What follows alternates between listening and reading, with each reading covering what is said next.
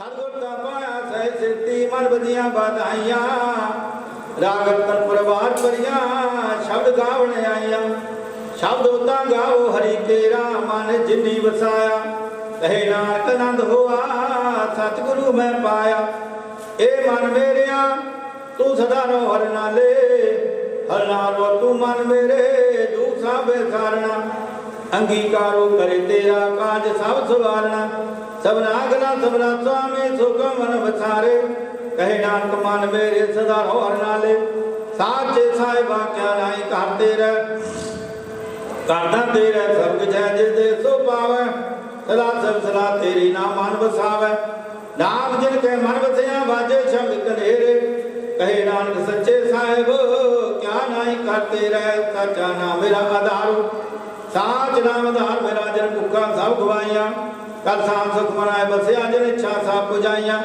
सदा कुर्बान किता गुरु बिटो जैदियां बड़ियाइया कहे नानक सुनो संतो शब्द रो प्यारो सच्चा नाम मेरा आधार बाजे बाजावत घर बागे शब्द बाजे कला जिन कर हारिया पाए दुख तुद वास कीते काल कटक मारिया तुर कर्म पाया तुद जिन को से नाम हर के लागे कहे नानक तह सुख हुआ तित कर अनहद बाज आंदर सुनो बड़ भागियो सगल मनोरथ पूरे और ब्रह्म प्रभ पाया करे सगल बसु दुख रोग संताप उतरे सुनी सच्ची बाणी संत साजन कहे सर से पूरे गुर दे जान सुनते पुनीत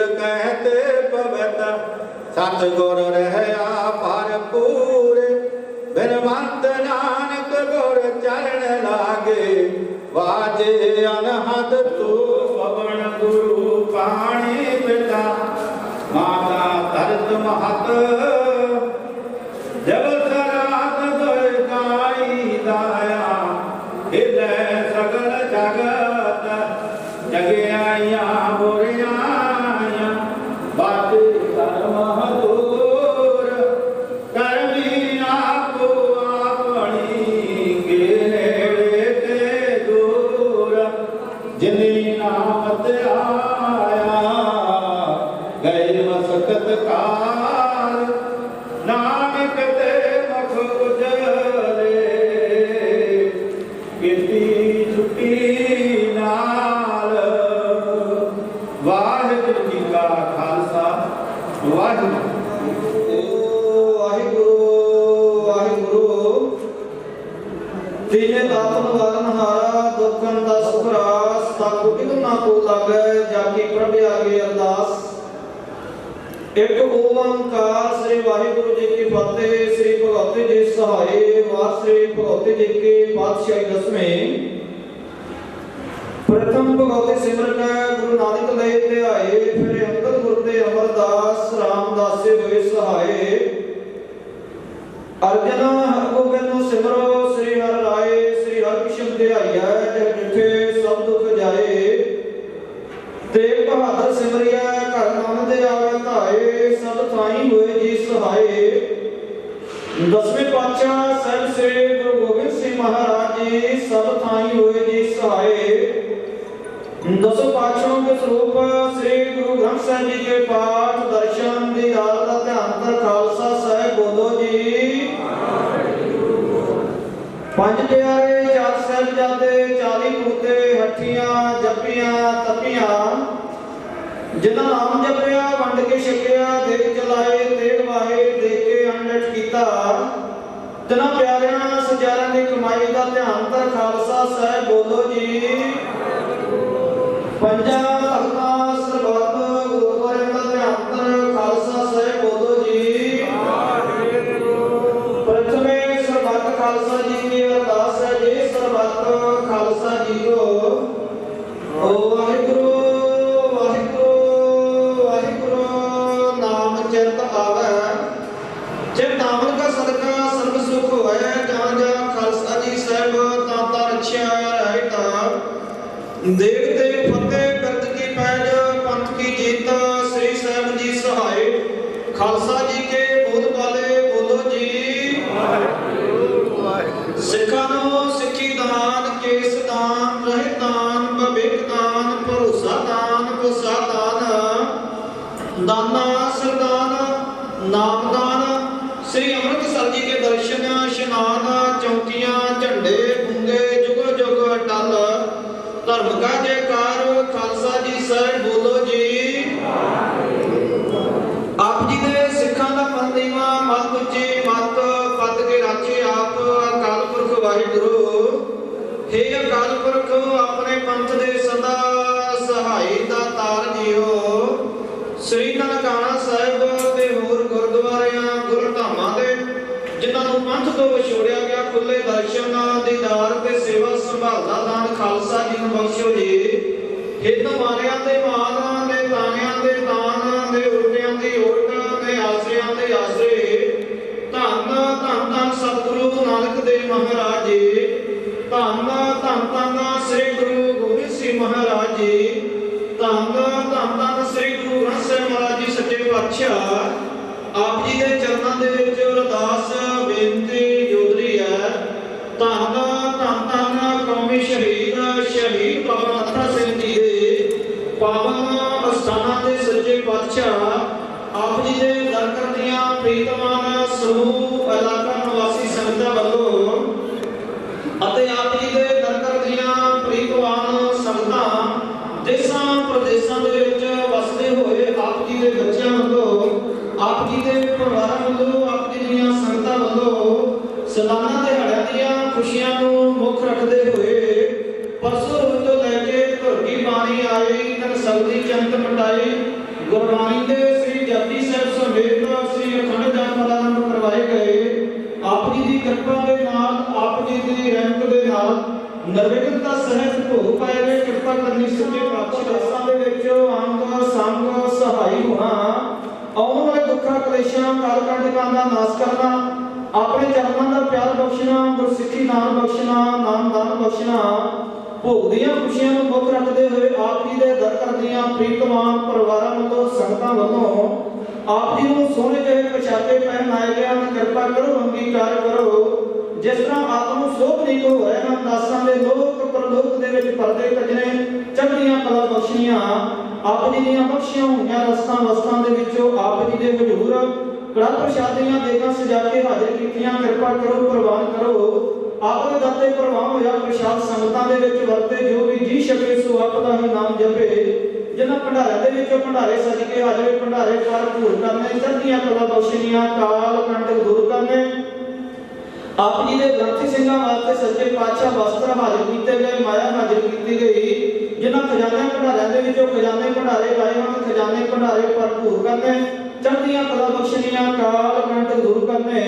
परसों रोज तो आप जी दे ग्रंथी सिंहां वल्लों गुरबाणी दे जाप करदियां संगतां वल्लों परिवारां वल्लों गुरबाणी सरवण करदियां सेवा करदियां अनेकों प्रकार दीयां भुल्लां त्रुटियां होईयां अनजान बच्चे समझ के माफ करना अगे वास्ते समत बख्शनी। बड़ी सुनी गुरबाणी दा प्रभाव कीती होई सेवा दा प्रभाव समूह गुरमुख संगतां गुरमुख परिवारां दे हृदयां ते सोना सच्चे पातशाह आईयां होईयां संगतां दीयां हाजरियां दा प्रवान करदियां कदम कदम लेखे विच लाउने मनो मनोकामनावां पूर्ण करदियां आउण वाले समय दे विच खुशियां चेहरे बख्शने। कृपा करो सच्चे पातशाह अपने पवित्र मुखार बेंदे विचों पवित्र गुरबाणी दे हुक्मनामे बख्शो अते ढाडी दरबार सजाउण दी आग्या बख्शो। सही गुरमुख प्यारे मिलो जिन्हां मेरे आप जी दा नाम जपावे नानक नाम चढ़दी कला तेरे भाएं सरबत दा भला।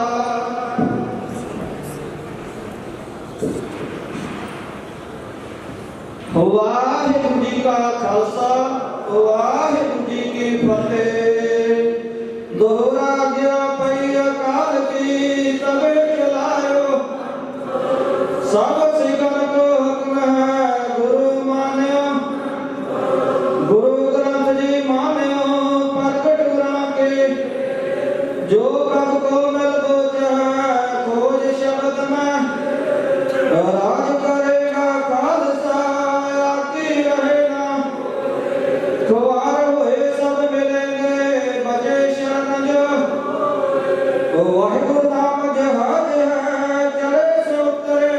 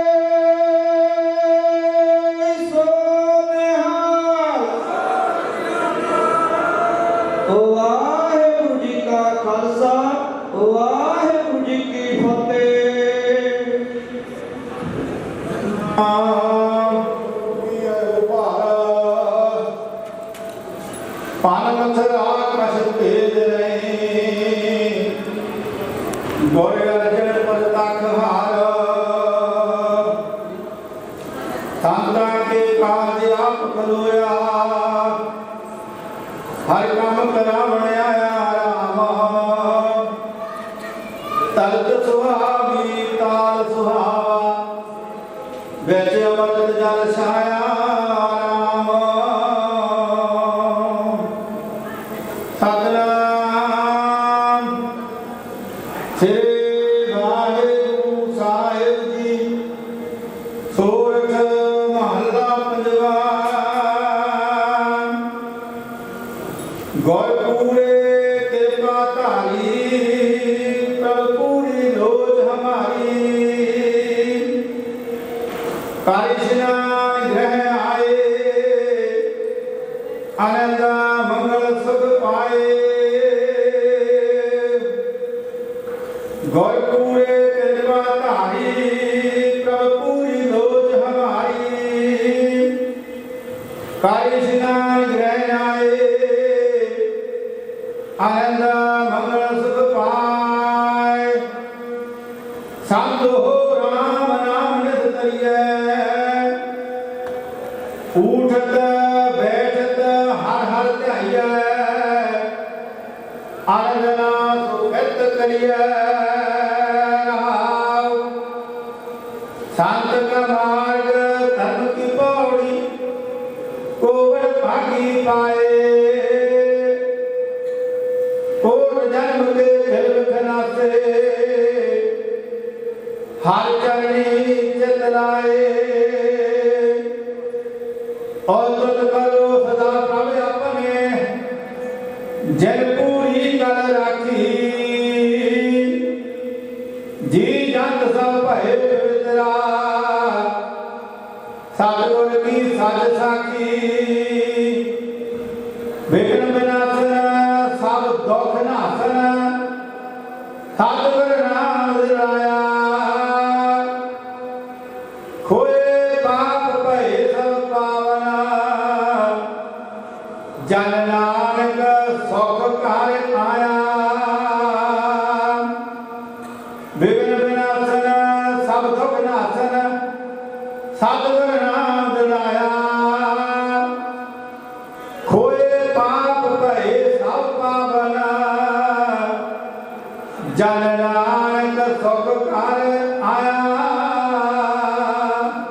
वाहिगुरु जी का खालसा वाहिगुरु जी की फतेह।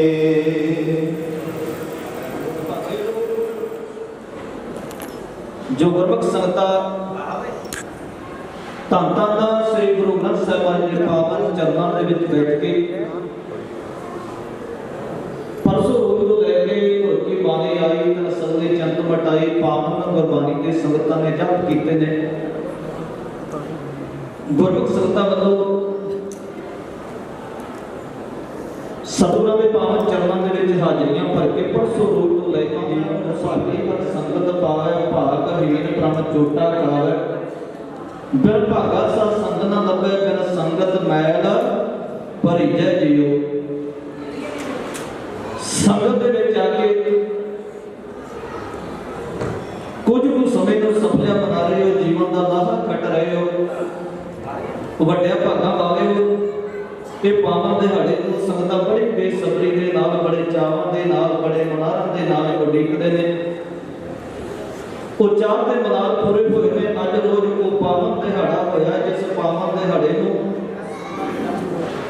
ਇਲਾਕਾ ਨਿਵਾਸੀ ਸੰਗਤਾਂ ਦੇਸਾਂ ਪ੍ਰਦੇਸਾਂ ਦੀਆਂ ਸੰਗਤਾਂ ਬੜੇ ਚਾਵਾਂ ਦੇ ਨਾਲ ਮਨਾਉਂਦੀਆਂ ਨੇ, ਬੜੇ ਮਨਾਰਾਂ ਦੇ ਨਾਲ ਮਨਾਉਂਦੀਆਂ ਨੇ। ਸੋ ਸਮੂਹ ਸੰਗਤਾਂ ਨੂੰ ਜੀ ਆਇਆਂ ਨੂੰ ਹੈ, ਧੰਨਵਾਦ ਹੈ। ਸੋ ਗੁਰਮੁਖ ਸੰਗਤਾਂ ਨੂੰ ਬੇਨਤੀ ਹੈ ਕਿ ਢਾਡੀ ਜਥਾ ਫੌਜਾ ਸਿੰਘ ਸਾਗਰ ਸੰਗਤਾਂ ਦੇ ਦਰਮਿਆਨ ਪਹੁੰਚ ਚੁੱਕੇ ਨੇ, ਸਤਿਗੁਰਾਂ ਦੀ ਪਾਵਨ ਹਜ਼ੂਰੀ ਦੇ ਵਿੱਚ ਪਹੁੰਚ ਚੁੱਕੇ ਨੇ। ਬੇਨਤੀ ਹੈ ਕਿ ਜੋ ਸੰਗਤਾਂ ਲੰਗਰ ਪ੍ਰਸ਼ਾਦਾ ਛਕ ਰਹੀਆਂ ਨੇ ਜਾਂ ਸੰਗਤਾਂ ਬਾਹਰ ਧੁੱਪ ਦੇ ਵਿੱਚ ਬੈਠੀਆਂ ਨੇ, ਬੇਨਤੀ ਹੈ ਕਿ ਆਓ ਆਪਾਂ ਧੁੱਪ ਦਾ ਆਨੰਦ ਨਾ ਮਾਰੀਏ, ਗੁਰੂ ਦੇ ਚਰਨਾਂ ਦਾ ਆਨੰਦ ਮਾਰੀਏ, ਗੁਰੂ ਦੀ ਬਾਣੀ ਦਾ ਆਨੰਦ ਮਾਣੀਏ, ਗੁਰੂ ਦੇ ਇਤਿਹਾਸ ਦਾ ਆਨੰਦ ਮਾਣੀਏ। ਸੋ ਬੇਨਤੀ ਹੈ ਸੰਗਤਾਂ ਨੂੰ ਕਿ ਸਮੂਹ ਸੰਗਤਾਂ ਆਓ ਗੁਰੂ ਦੇ ਚਰਨਾਂ ਦੇ ਵਿੱਚ ਸਜਣ ਦੀ ਕਿਰਪਾਲਤਾ ਕਰੋ ਅਤੇ ਤੁਹਾਡੇ ਜਥੇ ਕੋਲੋਂ ਇਤਿਹਾਸ ਸਰਵਣ ਕਰੀਏ, ਵਾਰਾ ਸਰਵਣ ਕਰੀਏ। ਸੋ ਪ੍ਰਬੰਧਕ ਸਾਹਿਬਾਨਾਂ ਵੱਲੋਂ ਇੱਕ ਬੇਨਤੀ ਹੈ ਕਿ ਕਿਸੇ ਗੁਰਮੁਖ ਪਿਆਰੇ ਦਾ ਬਾਬਿਆਂ ਦੇ ਮੰਦਰ ਦੇ ਸਾਹਮਣੇ ਮੋਬਾਈਲ ਡਿੱਗਾ ਹੈ, ਜਿਸ ਗੁਰਮੁਖ ਪਿਆਰੇ ਦਾ ਉਹ ਮੋਬਾਈਲ ਹੈ, ਬੇਨਤੀ ਹੈ ਕਿ ਸਾਹਮਣੇ ਕਾਊਂਟਰ ਤੇ ਸੇਵਕਾਂ ਕੋਲੇ ਉਹ ਮੋਬਾਈਲ ਹੈ, ਆਪਣਾ ਮੋਬਾਈਲ ਲੈਣ ਦੀ ਕਿਰਪਾਲਤਾ ਕਰਨਾ। ਸੋ ਤੇਰੇ ਗੁਰਮੁਖ ਪਿਆਰੇ ਦਾ ਇੱਕ ਜੋੜਿਆਂ ਵਾਲਾ ਟੋਕਰ ਵੀ ਡਿੱਗਾ ਹੈ, ਟੋਕਰ ਵੀ ਭਾਈ ਉੱਥੇ ਹੈ। ਬੇਨਤੀ ਹੈ ਕਿ ਗੁਰਮੁਖ ਪਿਆਰੇ ਆਪਣਾ ਮੋਬਾਈਲ ਤੇ ਟੋਕਨ ਉੱਥੋਂ ਲੈਣ ਦੀ ਕਿਰਪਾਲਤਾ ਕਰਨ। ਤੇ ਆਓ ਸਮੂਹ ਸੰਗਤਾਂ ਨੂੰ ਬੇਨਤੀ ਹੈ ਕਿ ਪੰਡਾਲ ਦੇ ਵਿੱਚ ਸਜਣ ਦੀ ਕਿਰਪਾਲਤਾ ਕਰੋ। ਆਪਾਂ ਗੁਰੂ ਕੇ ਇਤਿਹਾਸ ਦਾ ਤੁਹਾਡੀ ਵਾਰਾਂ ਦਾ ਆਨੰਦ ਮਾਣੀਏ ਤੇ ਜੀਵਨ ਦੀ ਸਫਲਤਾ ਪ੍ਰਾਪਤ ਕਰੀਏ। ਵਾਹਿਗੁਰੂ ਜੀ ਕਾ ਖਾਲਸਾ, ਵਾਹਿਗੁਰੂ।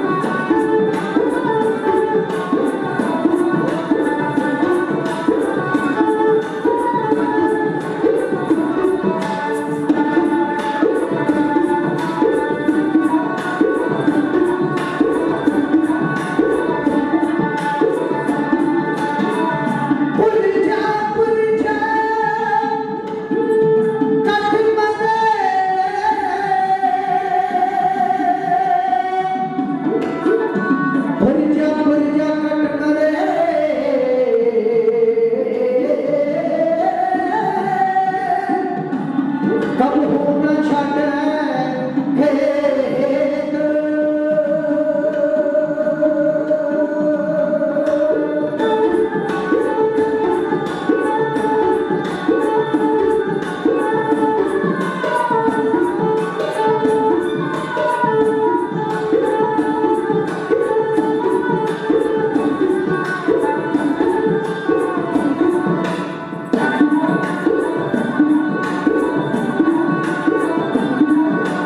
I'm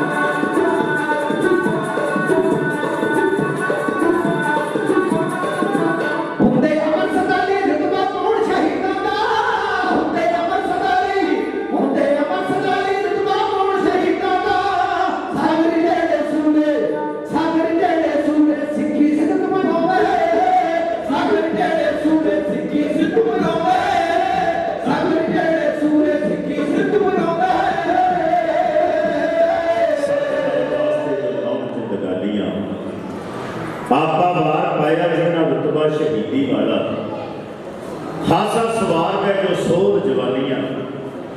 लगता है पता लग विजय इतिहास पिछों जिन्हां दियां जग विच अमर निशानियां, सागर सच ताई दुनिया भी जानदी है। कौमां जे जिउंदियां तां नाल कुर्बानी। हर कौम दे कोल शहीद नहीं, जिन्हां कौमां कोल शहीद होए ने उन्हां कौमां ने मान किया कि साडी कौम का जो वजूद बनया रहा है तो शहीदों का सदका बनया रहा। उही कौम शहीदे कौम बनती जिथे धर्म लई जिंद फना होवे। उही कौम शहीदे कौम बनती सीस तली ते तैयार का राह होवे। उही कौम शहीदे कौम बनती लाड़ी मौत नाल जिथे ब्याह होवे। उही कौम शहीदे कौम बनती सागर जिथे शहादत का चाह, शहादत का चाह रखने वाले मरजीवड़े, वो संत सिपाही, वो ब्रह्म ज्ञानी तत्व बेते। क्योंकि शहीद की पदवी जी है, शहीद का रुतबा जरा इस्तेमाल है। शहीद वही हो सकता है जिन्हें को रब की भगती हो, बंदगी हो, रब की भगती बगैर शहीद नहीं अखवाया जा सकता। किसी ने भी कोई जो मान किया है तो वो पिछे कोई ना कोई ताकत जरूर है। अज आप जो जुड़े हम प्यारे महान शहीद बाबा नत्था सिंह जी की शहादत को समर्पित, उन्होंने याद को समर्पित हर साल की तरह ये सालाना जोड़ मेला होता है। इस साल भी आप संगत ने यत्न किया है, सतगुरु पातशाह की कृपा बख्शिश रहमत नजरे करम का सदका कि आप सारे मिल के उस महान आत्मा को चेते कर रहे हैं। सारे मिल के हाजरी लवाउंदियां होया, गुरु चरणों शीश नवाउंदियां होया आओ गुरु को आग्ञा लई। क्योंकि बुलारे की ना संगत नाल सांझ बनती है। सब तो पहला मैं चाहता हूँ सांझ बन जाए। ये सांझ दशमेश पिता बना के गए। कोई भी बुलारा हो, कोई रागी है, कोई ढाबी है, कोई कथावाचक है, कोई भी गुरमत की गल करने वाला बुलारा जदों स्टेज पर आता है ना, सब तो पहला उस संगत के नाल सांझ बनाता है। आगे आवत सिंह जो पावे वाहिगुरू जी के, हर सिख का एक कर्म है। ये ठीक है कि केवल इन्होंने समागमां दे विच ही असीं कहने भाई ये फतेह साझी होनी चाहिए, पर मैं कहना सिख नूं मिले तो फतेह साझी करे। कौम का सिमरन कितना हो जाएगा, कौम की बंदगी कितनी हो जाएगी। बेनती करा होर कुछ याद रहे या ना रहे, एक चेता रखिया जे अज तो शुरू कर दो। तुहाडे जीवन में खेड़ा देखियो कितना आउंदा है, तुहाडे जीवन में आनंद देखियो कितना वरतदा है। गुर मेरे संग सदा है नाले वाला भरोसा जिहड़ा है तुहाडा बनया रहेगा जदों तुसीं फतेह नाल जुड़ोगे। जदों भी किसी को मिलना उदों फतेह साझी करनी है। सतगुरु पातशाह ने फतेह काम के पंथ की झोली में पाई है। मैं 4 महीना कहने लगा हाँ, बख्शी फतेह काम की है तुरतर गाई, ये बाजन वाले पंथ की है झोली पाई है। हर नकाने फतेह को जो पाना चाहते उही गुरसिख गज के ले फतेह बुलाते। इको बारी कह के दिओ शीश करो कृपा दई, प्यार के घर विच आओ ते गज बजाओ, आखो जी वाहिगुरू जी का खालसा वाहिगुरू जी की फतेह। कुदरत का एक निज़म है कि जिहड़ी समय की वंड है ना वो 3 हिस्सिਆਂ ਵਿੱਚ ਹੁੰਦੀ है। एक समा हुआ जरा बीत चुका है, लंघ चुका है, अंग्रेजी में ਆਪਾਂ ਜਿਹਨੂੰ ਪਾਸਟ ਕਹਿੰਦੇ ਆ। कई बार कई सज्जन कह कि बीते समय ਦੀਆਂ ਗੱਲਾਂ क्यों करते हैं, भला ਜਿਹੜਾ समा बीत ही चुका है कहते ਉਹਨੂੰ ਦੁਬਾਰਾ दोहराउण ਦੀ की लोड़ है। पर मैं एक बेनती करा, सानू बीते तो बड़ी सिੱਖਿਆ मिलती है। साडा जिन्ना भी इतिहास है ना वो बीत चुके समय ਵਿੱਚ है। साडियां बवाणियां कहानियां ਜਿਹੜੀਆਂ ਨੇ ਉਹ बीत चुके समय ਵਿੱਚ ही है। ਜਿਹੜਾ ਧੰਨ गुरु ग्रंथ ਸਾਹਿਬ महाराज जी की बाणी का वचन है, बवाणियां कहानियां पुत सपुत करे। हुण बवाणियां कहानियां की जे गल होवेगी तो बीता समा जिहड़ा है बीत चुका समा, उस समय विचों ही सानू कुछ ना कुछ लभेगा ना प्यारो। ते साडा ते जिन्ना भी इतिहास है ना वो बीत चुके समय दे विच ही है। ते दूसरी समय की स्टेज है प्रेजेंट। आ वर्तमान जिहड़ा वरत रिहा जिहदे विच आपां साह लै रहे हां, आपां जिंदगी मान रहे हां। बेनती करा जिहड़े ते गुरु दे दीवान में सजदे ने जां सेवा करदे ने उन्हां दा ते समा भी संभला ते सुआस भी संभले। ते जिहड़े केवल मेला जाण के ही आए ने भी मेला केला हो जाएगा, खिमा करना ये जोड़ मेला है। जुड़ना किहदे नाल, गुरु शब्द नाल, गुरु इतिहास नाल।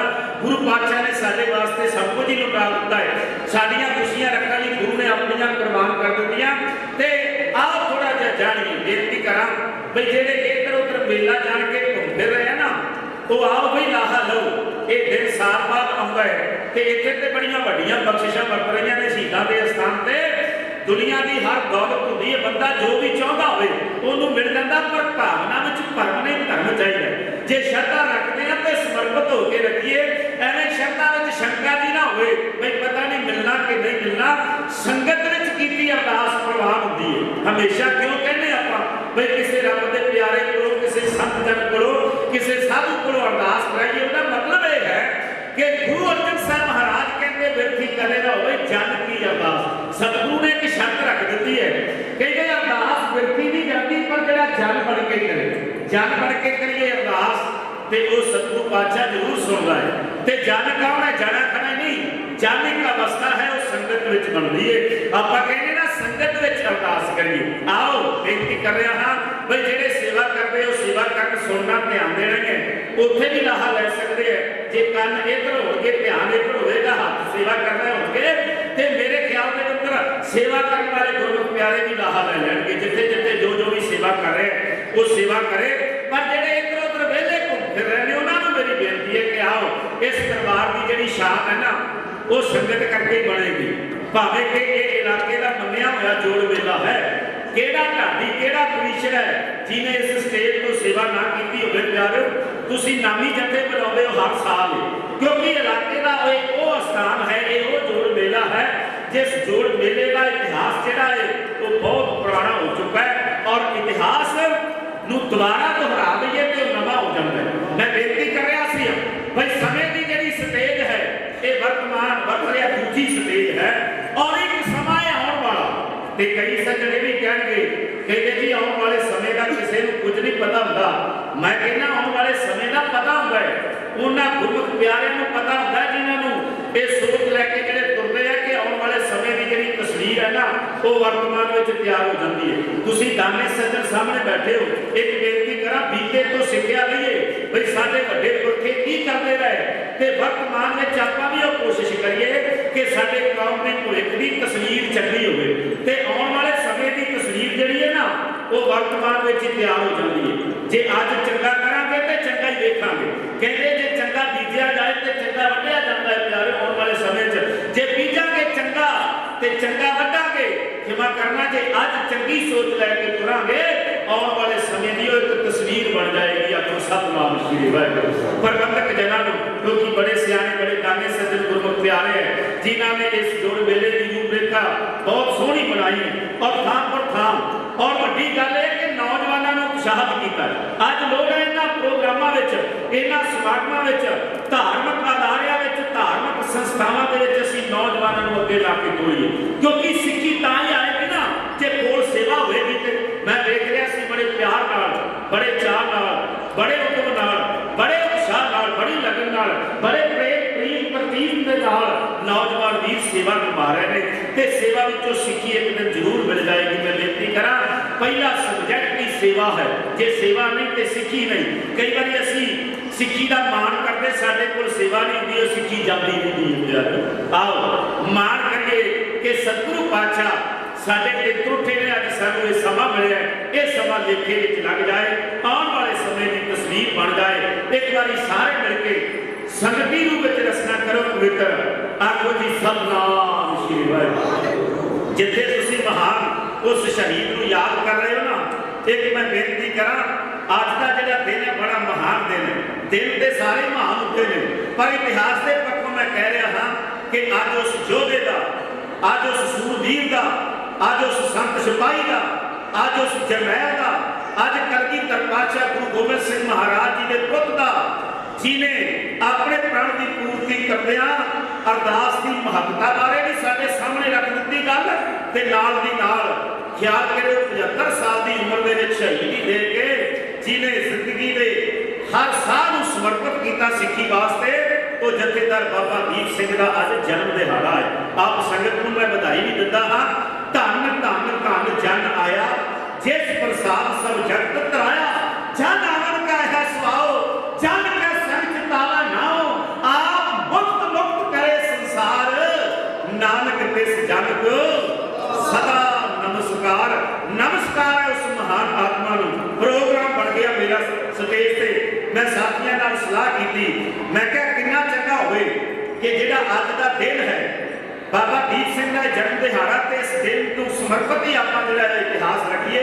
मैं बाबा दीप सिंह का प्रसंग कहना है ते मैं शहीदी का नहीं, शहीदी का प्रसंग तो तुसा बहुत बारी सुनिया।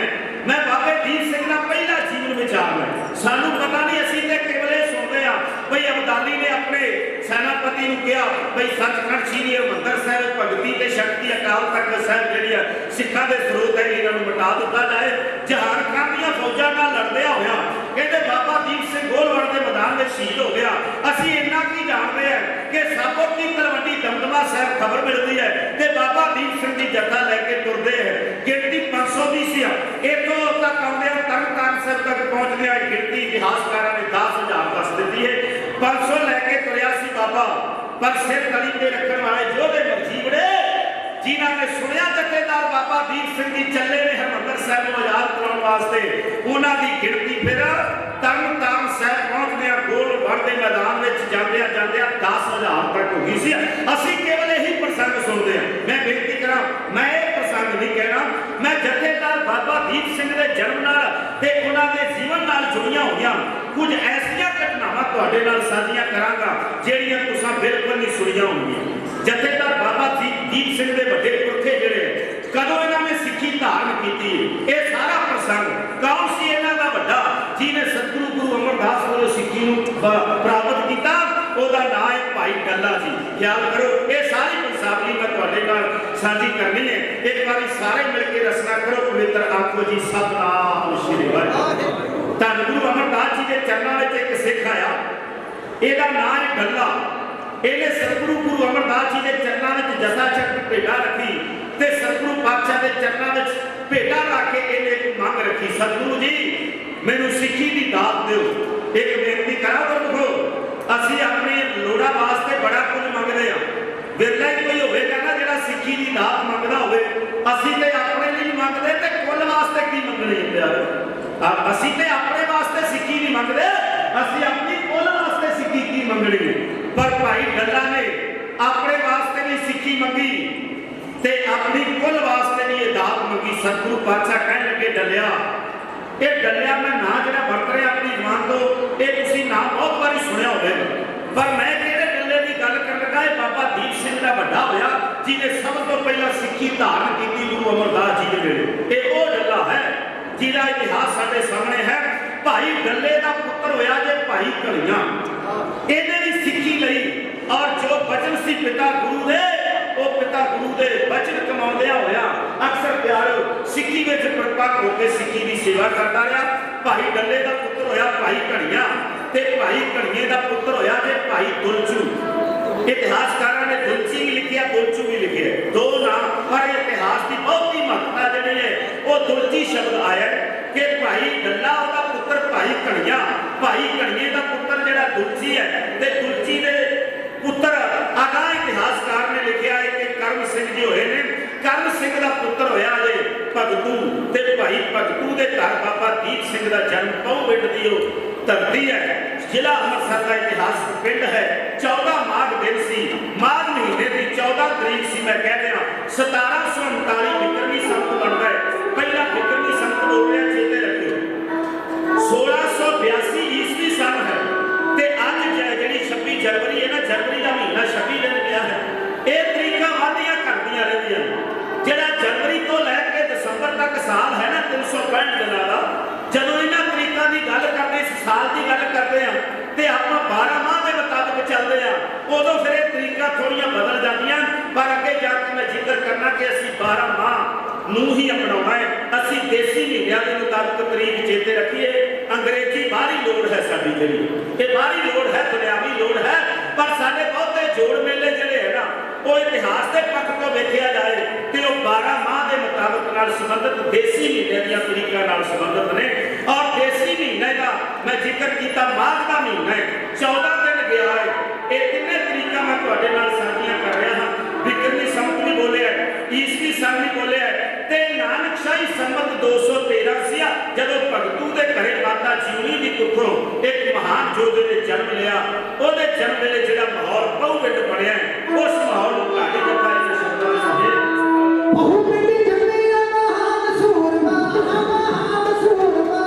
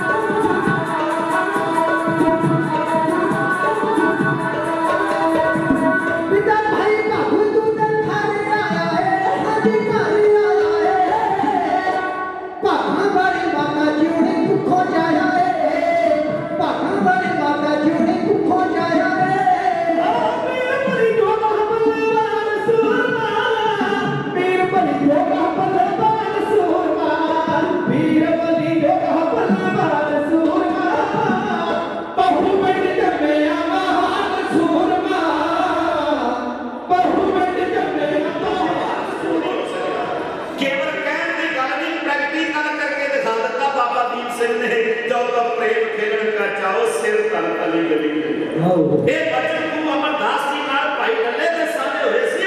ਭਾਈ ਡੱਲੇ ਦੇ ਘਰ ਦੇ ਵਿੱਚ ਇਹ ਅਰਸ ਅੱਗੇ ਵਧੀ ਹੈ। ਭਾਈ ਭਗਤੂ ਜੀ ਆਏ ਜੋ ਕਿ ਡੱਲੇ ਦਾ ਪੁੱਤਰ ਘੜੀਆਂ, ਘੜੀਏ ਦਾ ਪੁੱਤਰ ਦੁਲਚੀ, ਦੁਲਚੀ ਦਾ ਪੁੱਤਰ ਕਰਮੂ, ਕਰਮੂ ਦਾ ਪੁੱਤਰ ਭਗਤਾ ਭਾਈ ਭਗਤੂ ਜੀ ਨੂੰ ਕਹਿੰਦੇ ਤੇ ਭਾਈ ਭਗਤੂ ਦੇ ਘਰੇ ਅੱਜ ਬਾਬਾ ਦੀਪ ਸਿੰਘ ਦਾ ਜਨਮ ਹੋਇਆ। ਮੈਂ ਜ਼ਿਕਰ ਕੀਤਾ ਸੀ 14 ਮਾਘ ਦਾ ਮਹੀਨਾ 14 ਦਿਨ ਗਿਆ। 14 ਤਰੀਕ ਚੇਤੇ ਰੱਖਿਓ, ਜਨਵਰੀ ਕੋਈ ਵੀ ਆਵੇ ਅਸੀਂ ਕੇਵਲ ਇਹਨਾਂ ਚੱਕਰਾਂ 'ਚ ਪੈ ਜਾਂਦੇ ਆ ਪਿਆਰੋ। ਅਸੀਂ ਜਨਵਰੀ ਤੋਂ ਲੈ ਕੇ ਦਸੰਬਰ ਤੱਕ ਹੀ ਗਿਣਦੇ ਆ ਨਾ। ਹੁਣ ਸ਼ਹੀਦੀ ਹਫ਼ਤੇ ਲੰਘ ਕੇ ਗਏ, ਦਸੰਬਰ ਦੇ ਮਹੀਨੇ ਵੱਡੇ ਤੇ ਛੋਟੇ ਸਾਹਿਬਜ਼ਾਦਿਆਂ ਦੇ ਸ਼ਹਾਦਤਾਂ ਦੇ ਦਿਨ ਬਜ਼ੁਰਗ ਬੈਠੇ ਨੇ। ਪੁੱਛ ਕੇ ਵੇਖ ਲਿਆ ਜੇ ਇਹ ਤਰੀਕਾਂ ਪੱਕੀਆਂ ਹੈ 8 ਪੋਹ ਤੇ 13 ਪੋਹ।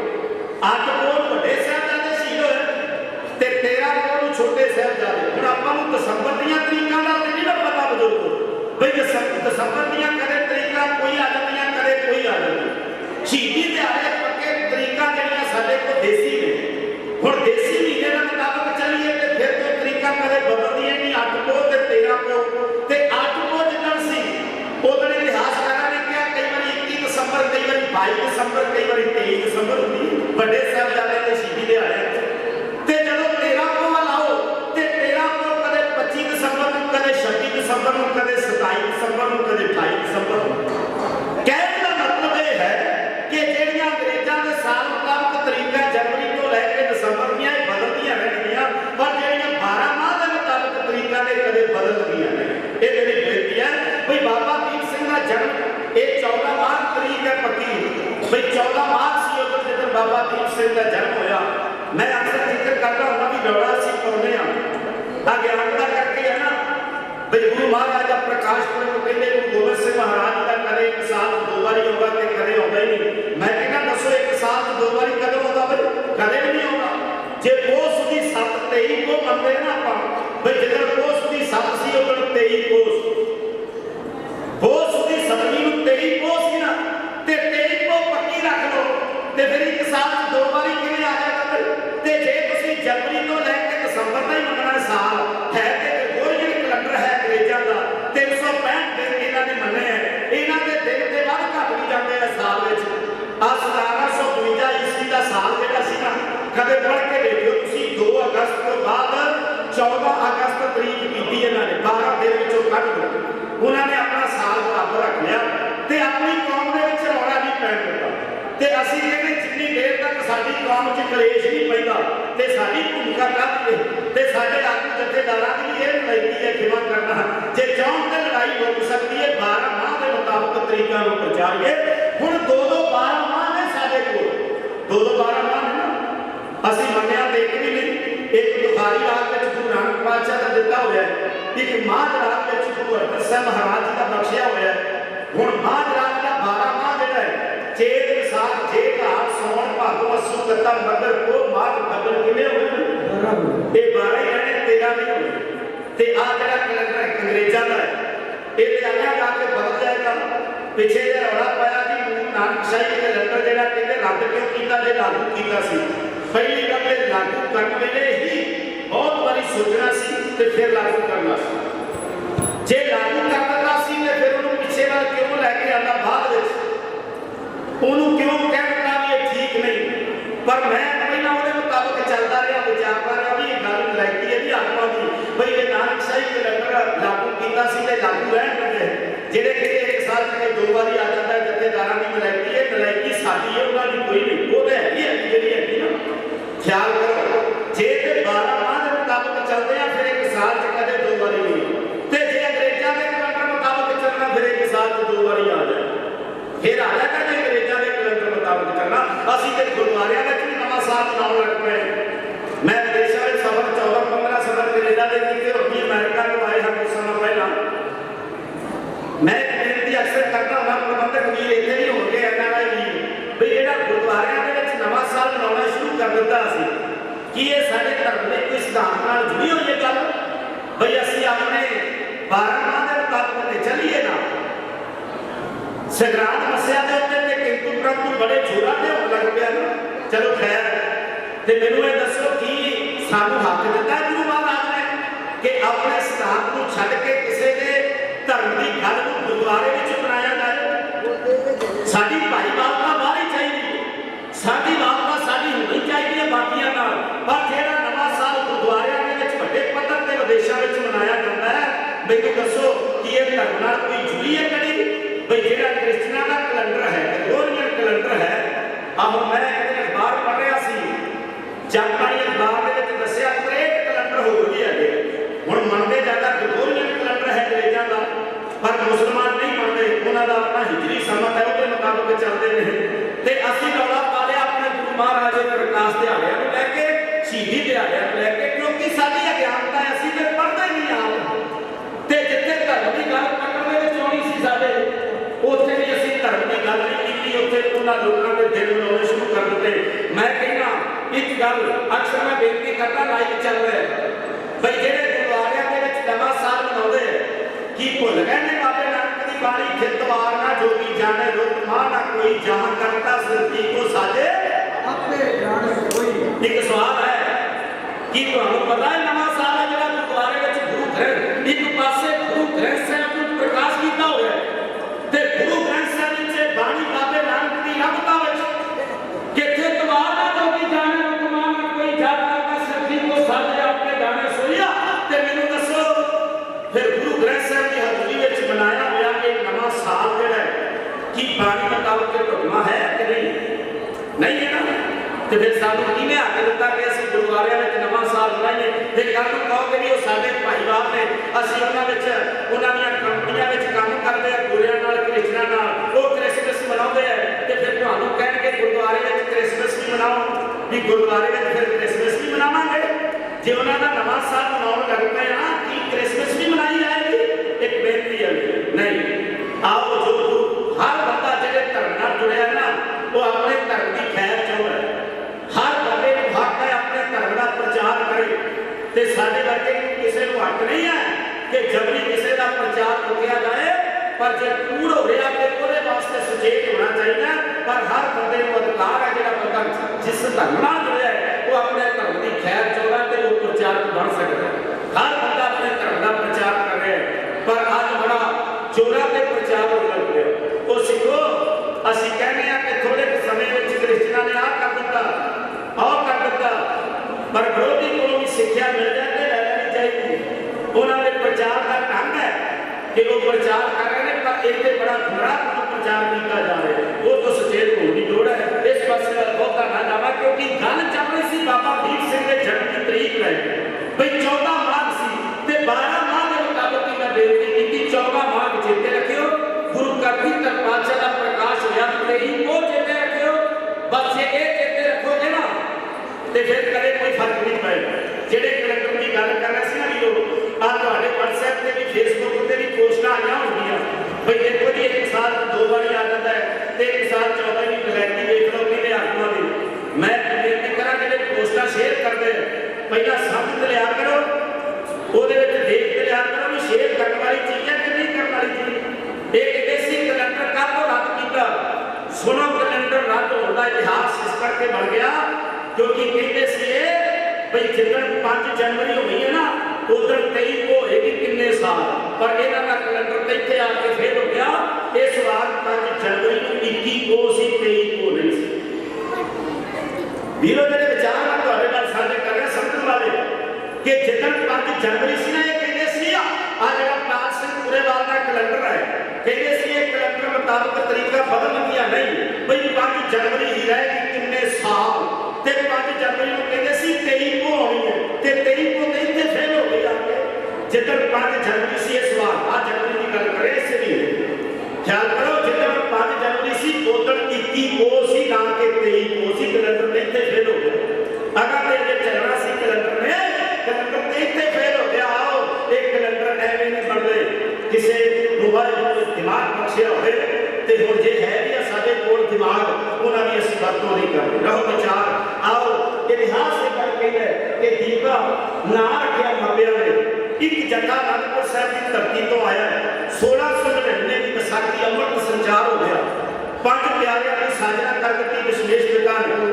ਇਸ ਜੱਥੇ ਦੀ ਡਿਊਟੀ ਲਾਈ ਕਲਗੀਧਰ ਪਾਤਸ਼ਾਹ ਨੇ ਕਿ ਮਾਝੇ ਦੇ ਪਿੰਡਾਂ ਵਿੱਚ ਜਾ ਕੇ ਪ੍ਰਚਾਰ ਕਰੋ ਕਿ ਕੋਈ ਵੀ ਸਿੱਖ ਨੂੰ ਬੁਰਾ ਨਾ ਰਹੇ, ਬੇਅਦਬੀ ਨਾ ਰਹੇ, ਪੀਰੋ खंड धार होए जन्म सिया जथा प्रचार करदा करदा पौमिंट पिंड पहुंचिया हुण सत्त विच लोग इकट्ठे होए इतिहास ये गल कहंदा कि जिहड़े सिंह सद के आए बाणी ते बाणी दे धारनी होए उन्हां दा एक जथेदार आनंदपुर साहिब दा साका सुनाउण लगा जिहड़ा वरतिया अखां सामने वेखिया सी किवें सतगुरु पातशाह ने पंज सिरां दी मंग कीती जदों ये सारा प्रसंग सुनाया दीपे ने सुनिया प्रसंग अपने घर दे विच अपने माता पिता को आके की कहने लगा अंदर की भावना सी कहता मम्मी गुरु का सिंह सजना चाहता हाँ मेरा नाम तुसा दीपा रखिया है मैं भी दीपे को दीप सिंह होना चाहता हाँ अपने माता पिता नाल बाबा दीप सिंह ने जन्म को लेकर जो सिक्ख्या भई सी उहदे मुताबिक और आज एक जीवन विच घटना वापरी है कि आनंदपुर साहिब तो आए बच्चे को इतिहास सुन के किवें मन विच चाह रखी कि अपने पिता माता को मंग रखी है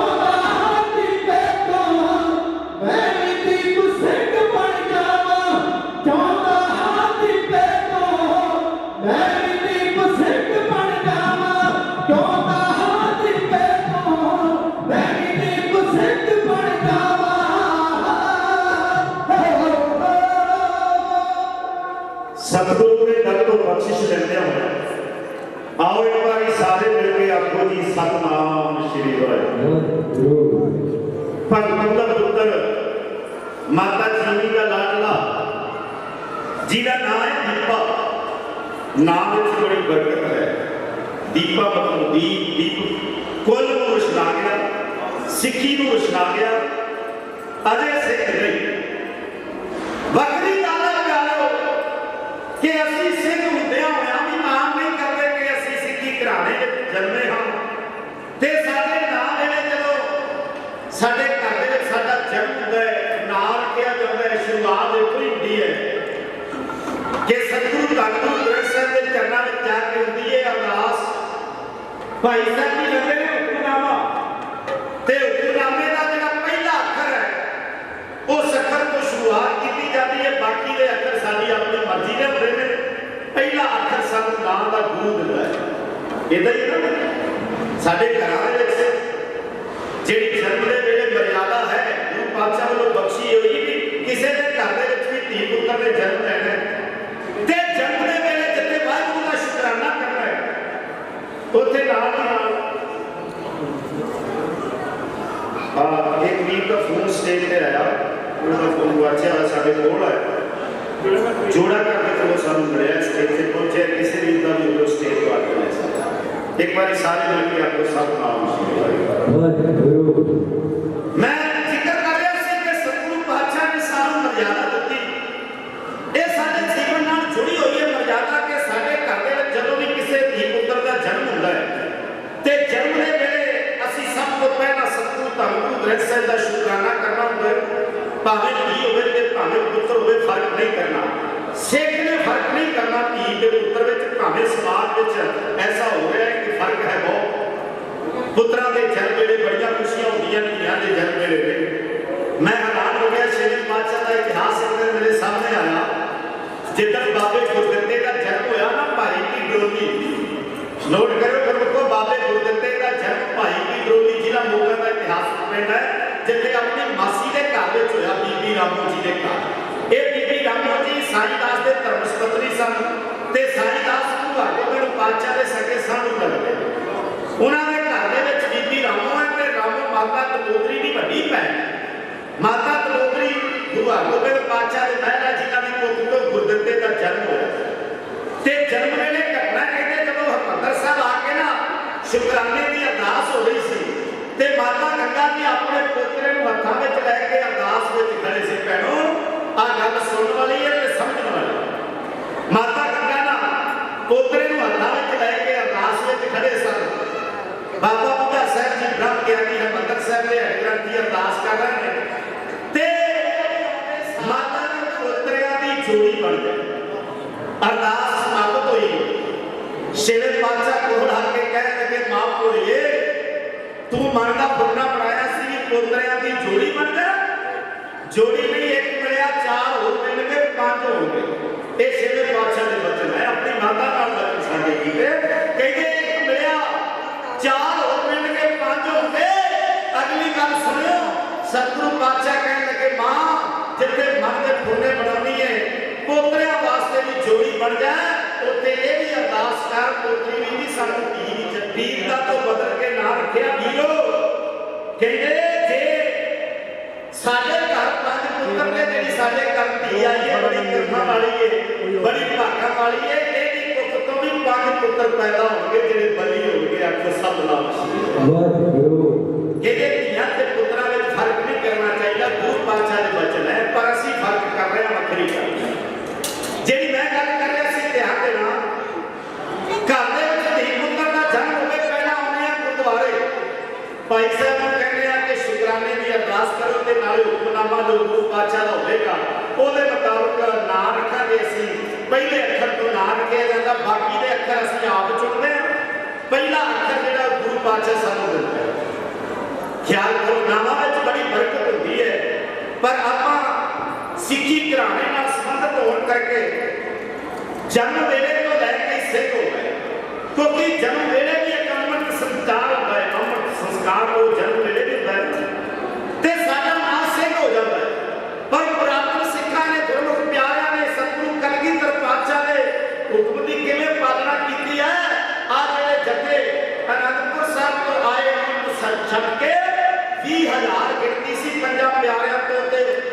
ਮੁਕਤਿਆਂ ਤੋਂ ਬਾਅਦ ਅੰਮ੍ਰਿਤ ਛਕਣ ਵਾਲੇ ਗੱਲ ਨੋਟ ਕਰਿਓ ਬਈ 1699 ਦੀ ਵਿਸਾਖੀ ਨੂੰ ਜਦੋਂ ਇਹ ਅੰਮ੍ਰਿਤ ਸੰਚਾਰ ਹੋਇਆ ਹੈ, ਖਾਲਸਾ ਪੰਥ ਦੀ ਸਿਰਜਣਾ ਹੋਈ ਹੈ।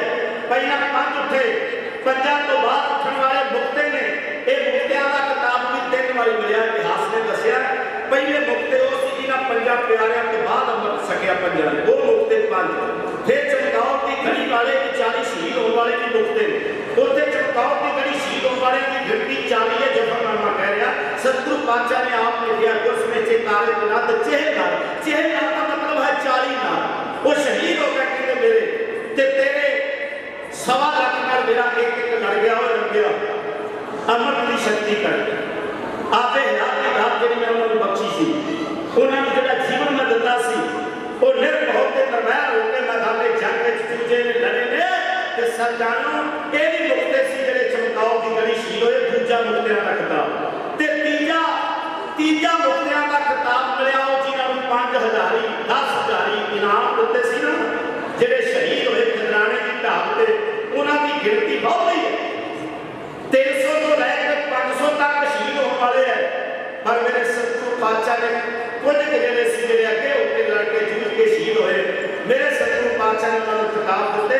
ਉਹਨਾਂ ਨੂੰ ਵੀ ਮੁਕਤਿਆਂ ਦਾ ਖਿਤਾਬ ਦੇ ਕੇ ਨਵਾਜਿਆ। 3 ਵਾਰੀ ਦੇ ਮੁਕਤਿਆਂ ਦਾ ਖਿਤਾਬ ਮਿਲਿਆ। ਤੇ ਵਿਸਾਖੀ ਤੇ ਜਿਹੜੀ 1699 ਦੀ ਵਿਸਾਖੀ ਤੇ 20,000 ਗਿਣਤੀ ਸੀ ਜਿਨ੍ਹਾਂ ਨੇ ਅੰਮ੍ਰਿਤ ਛਕਿਆ। ਤੇ ਸਤਿਗੁਰੂ ਪਾਤਸ਼ਾਹ ਨੇ ਉਹਨਾਂ ਦੇ ਜਥੇਦਾਰ ਥਾਪ ਕੇ ਨਾ ਪਿੰਡਾਂ ਦੇ ਵਿੱਚ ਪ੍ਰਚਾਰ ਕਰਨ ਵਾਸਤੇ ਭੇਜ ਦਿੱਤੇ ਸੀ। ਇਹ ਜਥਾ ਆਇਆ, ਇਹਨਾਂ ਨੇ ਮਾਝੇ ਵਿੱਚ ਪ੍ਰਚਾਰ ਕੀਤਾ ਤੇ ਇਹਨਾਂ ਦੇ ਪ੍ਰਚਾਰ ਤੋਂ ਪ੍ਰਭਾਵਿਤ ਹੋ ਕੇ ਅੱਜ ਦੀਪਾ ਆਪਣੇ ਮਾਤਾ ਪਿਤਾ ਨੂੰ ਭਗਤੂ ਨੂੰ ਤੇ ਮਾਤਾ ਜੀਵਨੀ ਨੂੰ ਕਹਿੰਦਾ ਹੈ ਕਿ ਚੱਲੀਏ ਅਨੰਦਪੁਰ ਸਾਹਿਬ। ਸਤਿਗੁਰੂ ਪਾਤਸ਼ਾਹ ਦੇ ਚਰਨਾਂ ਵਿੱਚ ਜਾ ਕੇ ਇਹ ਮੰਗ ਰੱਖੀਏ ਕਿ ਸਾਨੂੰ ਵੀ ਅੰਮ੍ਰਿਤ ਦੀ ਦਾਤ ਦੇ ਕੇ ਆਪਣੇ ਸਿੰਘ ਸਜਾ ਲਓ। ਦੀਪੇ ਤੋਂ ਦੀਪ ਸਿੰਘ ਬਣਨਾ ਚਾਹੁੰਦਾ ਹਾਂ। ਤੇ ਕਹਿੰਦੇ ਇਹ ਸਾਥ ਜਿਹੜਾ ਦਸਵਾਂ ਤੇ ਇਕੱਠਾ ਕੀਤਾ ਸੀ ਨਾ, ਉਹ ਲੈ ਕੇ ਤੇ ਜੱਥਾ ਲੈ ਕੇ ਭਾਈ ਭਗਤੂ ਜੀ ਤੁਰ ਪਏ। अब उनके साथ में साढ़े को जितो मर्जी असी 2-4 घंटिया में मीला पैना तय करके आ जाते हैं, चले जाते हैं गुरधामां के दर्शन करने वास्ते। उन्होंने वेलियां दे विच बहुतियां वधिया सवारियां नहीं सी, जां बैल गड्डियां ते चढ़ के जां घोड़ियां ते चढ़ के आया करदी सी संगत। समा लग गया ते समा इन्ना वधिया सी। हुण ते है नहीं साडे घरां विच इन्ना दा समा। घरां विच भी पोथियां प्रकाश हुंदियां सी। जे किते गुरधाम दे दर्शन करने वास्ते जाना, ढोलकियां ले लेनियां, चिमटे ले लेने ते बाणी पढ़ने जाना, धारा विच शब्द पढ़ने जाना, सुखमनी साहिब दी अष्टपदियां पढ़ने जाना, शब्द हजारे दा गायन करने जाना, जपजी साहिब दी पौड़ियां पढ़ने जाना। ये माहौल हुंदा सी। हुण ते किते गुरधामां दे दर्शन करन भी जाना होवे ना ते बच्चे जिद करदे आ, गड्डी विच बह जाइए ना ते जिद बच्चियां दी हुंदी है, पापा आ कलाकार दा गाना हुणे आया लागो, चले गुरुद्वारे दर्शन करने गुरु दे। ते बच्चे जिद करते हैं कि असं कहने भी ठीक है पुत्र जी, क्योंकि जो जिहा बच्चों को सुनावांगे उदा ही उन्होंने बनना है। जे बच्चे चंगा सुन के चंगे बन जाए। कदे समा होंदा सी बुजुर्गो, घरां दे विच पोथियां प्रकाश होंदियां सी। किन्ने घर है जिन्हां घरां विच पोथियां प्रकाश होंदियां? साडे घरां विच पोथियां चलियां गईयां, साडे घरां विच कलेश आ गया, साडे घरां विच बीमारियां आ गईयां। हर बंदा घरों तो कन्या कहता है, बाकी कुछ याद रहेगा ना रहे। कहना मैंने चेता करा दो, सवेरे जाना, मेरी जी दवाई है कि मैं भूल ना जावा, मेरी जेब में पा। हर बंदा दुखी है। उसका कारण यह है, ये रोग आपको सेड़े हुए है। सर्व रोग का औखद नाम रब का नाम तो जपया ही नहीं। फिर प्यारो जे रोग आए में दूर किने होंगे? मेडिसिन खाओगे महीना 2 महीने 4 महीने आराम रहेगा, पर एक नाम सिमरन बंदगी है रब की, तुहाडे जीवन दे विच सदा ही खेड़ा आनंद ते अरोग रहोगे तुसीं। जे घरां दे विच ते अपने सारे आले दुआले माहौल बनाइए कि साडे घरां विच बाणी रहे। बाणी सी बाबे दीपे दे घर ते अज बाबा दीप सिंह जी होण लगे ने। घर विच पोथी प्रकाश हुंदी सी। कितना समा हो गया? ये गुरु अमरदास जी के समय तो मर्यादा तुरी आ रही सी कि घर दे विच पोथी प्रकाश करनी ते बाणी पढ़नी। ये अंश दे विच फिर बाबा दीप सिंह जी अज हम सिख सजन लगे ने, अपने माता पिता नाल तुर पए। कई दिन लग गए, आनंदपुर साहिब आ गए। ये 1700 की विसाखी है जी।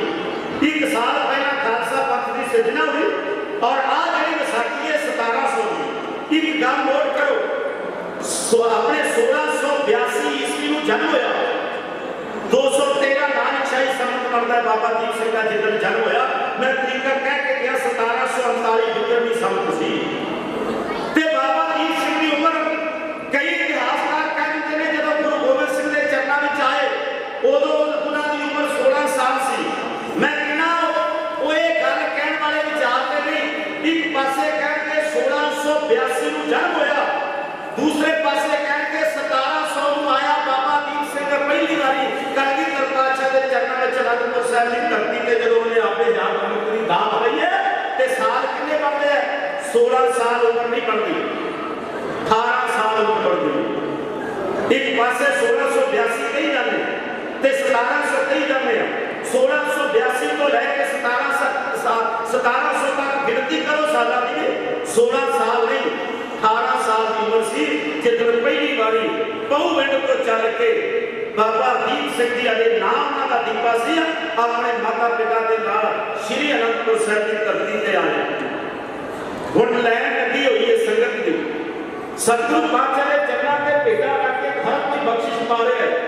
जब बारी आई दीपे दी कुछ समय वास्ते ना मस्तक चुकिया ना मेरे सतगुरु कलगीधर पातशाह कहने लगे पुत्र जी की गल भी तेरे पीछे लैन बड़ी लंबी लगी तू मत्था क्यों नहीं चुकता साडे चरणों तो ते आवाज आई आत्मा को वो आवाज ये सी दीपा कहने लगा सतगुरु पातशाह जी पछड़ गया भुल गया इन्हों भुलिया में बख्श लो अपने चरणों में थां दो जिन्नी देर तक तुम अपने मुखार रखो ये नहीं चाहते कि जाओ तुहानू बख्श लिया ते सर जाड़ो।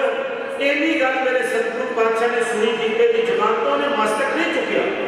सतगुरु के चरणों में उनका मस्तक है पीछे लैन लगी हुई है। सतगुरु पातशाह के चरणों पे मस्तक रख के क्या सतगुरु जी अपने मुखार में को एक बार कह रहे जाओ तुम्हारी कुल को बख्श दिता तुम्हारे वड्डिया भी बख्श दिता बस यही आया है तुम्हारे चरणों में दात लैन वास्ते कि अज जे नगुरे ना ते अमृत की दात दे के अपने बनाओ। मैं चाहना दीपे तो दीप सिंह बन जावा। मेरे सतगुरु पातशाह ने पूछा सी तेरा नाम की केगा जी दीपा। मेरे सतगुरु पातशाह के बचन गुरु अमरदास जी ने दीपिया तू कुल नूं रछाउणा है तू सिੱਖੀ नूं रछाउणा है आ सेवा कर। उसे दिन तो सेवा में जुट गया। इस विसाखी के सारे परिवार ने ते जिन्नी संगत आई सी माजे ने सारिਆਂ ने अमृत की दात आई आगे की दात लेके सारे सेव छड़ गए। अगली गल आ दाने सजन तुसीं बैठे हो एक गल विचारन वाली है।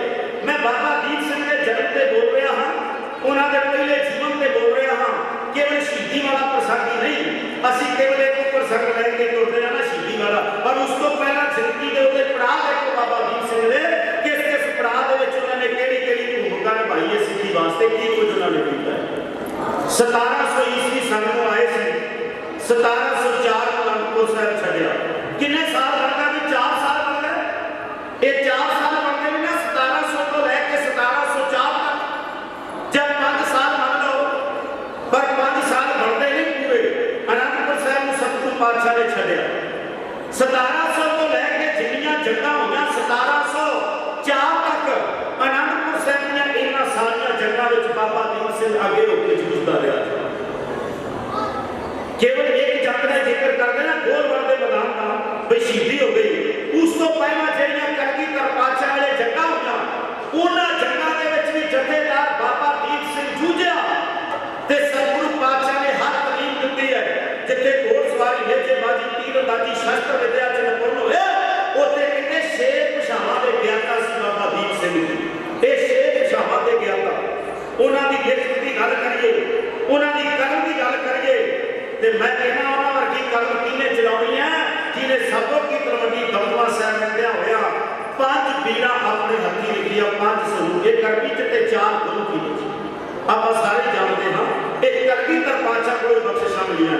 अगली गल मैनू कनेडा किसी सवाल किया कहते जदों अनंदपुर साहिब छड्या उदों बाबा दीप सिंह कित्थे सी जदों सरसा दे परिवार विच चढ़िया उदों बाबा दीप सिंह कित्थे सी जदों चमकौर जां रोपड़ लड़ाइयां होईयां रोपड़ पहला जंग हो गई सरसा ते भी जंग है रोपड़ भी जंग है चमकौर तक आउंदे लड़ाइयां हो चुकियां सी पहला कहते इन्हां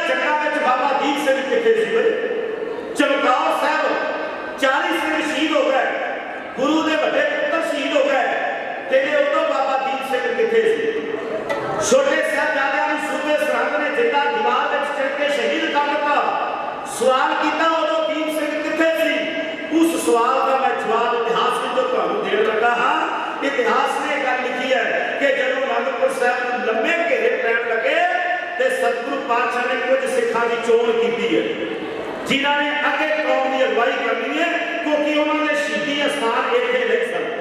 ਸਤਿਗੁਰੂ ਬ੍ਰਹਮ ਗਿਆਨੀ ਹੈ, ਘੱਟ ਕੇ ਅੰਤਰ ਕੀ ਜਾਣਤ ਭਲੇ ਬੁਰੇ ਕੀ ਵੀਰ ਪਛਾਣ ਸਤਿਗੁਰੂ ਪਾਤਸ਼ਾਹ ਨੇ ਜਾਣ ਲਿਆ ਕਿ ਬਾਬਾ ਦੀਪ ਸਿੰਘ ਦਾ ਸ਼ਹੀਦੀ ਅਸਥਾਨ ਅਨੰਦਪੁਰ ਸਾਹਿਬ ਨਹੀਂ।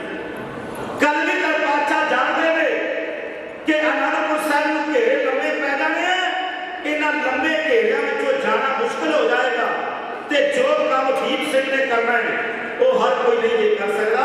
ਇਸ ਕਰਕੇ ਬਾਬਾ ਦੀਪ ਸਿੰਘ ਨੂੰ ਕੁਝ ਜ਼ਿੰਮੇਵਾਰੀਆਂ ਦੇਣ ਲੱਗੇ ਨੇ। ਅਨੰਦਪੁਰ ਸਾਹਿਬ ਨੂੰ ਲੰਮੇ ਘੇਰੇ ਪੈਣ ਤੋਂ ਪਹਿਲਾਂ ਕਲਗੀਧਰ ਪਾਤਸ਼ਾਹ ਇਹ ਜਵਾਬ ਹੈ ਕਿ ਬਾਬਾ ਦੀਪ ਸਿੰਘ ਕਿੱਥੇ ਸੀ ਜਦੋਂ ਅਨੰਦਪੁਰ ਸਾਹਿਬ ਨੂੰ ਘੇਰਾ ਪਿਆ ਲੱਗਾ? ਕਿੱਥੇ ਸੀ ਜਦੋਂ ਸਤਸੰਗ ਦੇ ਪਰਿਵਾਰ ਵਿਛੜਿਆ? ਕਿੱਥੇ ਸੀ ਜਦੋਂ ਚਮਕੌਰ ਸਾਹਿਬ ਦਾ ਜੰਗ ਹੋਇਆ? ਉਹਦਾ ਜਵਾਬ ਸੁਣ ਲਓ। ਕਲਗੀਧਰ ਪਾਤਸ਼ਾਹ ਗੁਰੂ ਗੋਬਿੰਦ ਸਿੰਘ ਮਹਾਰਾਜ ਸਦੇ ਦਰਬਾਰ ਵਿੱਚ ਬਾਬਾ ਦੀਪ ਸਿੰਘ ਨੂੰ ਕੁਝ ਜ਼ਿੰਮੇਵਾਰੀਆਂ ਦੇ ਕੇ ਮਾਝੇ ਦੀ ਧਰਤੀ ਵੱਲ ਤੋਰਨ ਲੱਗੇ ਨੇ ਪਿਆਰਿਓ, ਤੇ ਕਿਹੜੇ ਬੱਚੇ ਸਤਿਗੁਰੂ ਪਾਤਸ਼ਾਹ ਨੇ ਸਾਂਝੇ ਕੀਤੇ ਬਾਬਾ ਦੀਪ ਸਿੰਘ ਨਾਲ, ਉਹਨੂੰ ਇਹਨਾਂ ਸ਼ਬਦਾਂ ਵਿੱਚ ਢਾਡੀ ਰੱਖਾ ਦੇ